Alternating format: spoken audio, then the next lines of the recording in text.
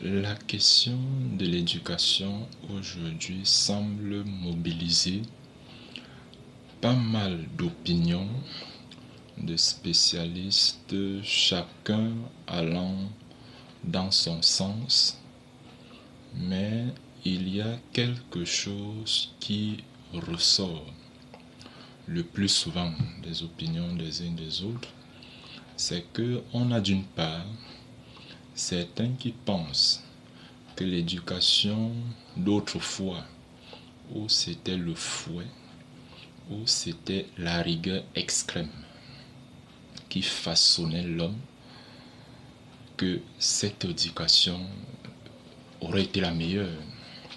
Et puis il y a d'autre côté certains aussi qui pensent que ces tendances qui semblaient hyper rigides contribuaient à opprimer, comprimer même l'individu et l'enfant, puisqu'on parle de l'éducation, dans des chemins de pensée qui l'amènent plus tard à agir ou réagir sur le prisme de la peur et non sur le prisme des actes raisonnés, qu'il pose un acte parce qu'il a compris la nécessité de poser l'acte, mais parce que s'il ne fait pas, il sera puni, ou bien s'il fait, il sera récompensé en réalité.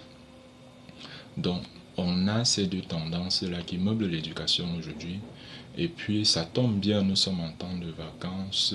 On a parfois des parents qui se demandent à quel sens se vouer, à quelle approche se pencher définitivement.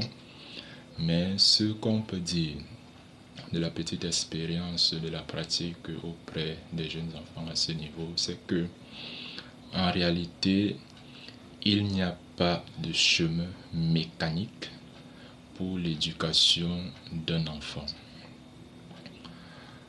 Un enfant, sur le plan psychologique, ne correspond pas à ce qu'on retrouve un peu de partout. Un enfant, tout individu, tout enfant a des caractéristiques qui lui sont propres.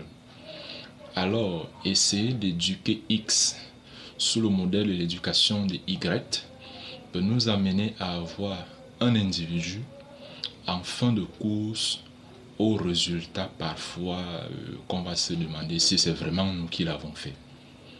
Donc, essayons de comprendre plutôt qui est-ce que nous avons en face de nous afin d'adapter les compétences des parents.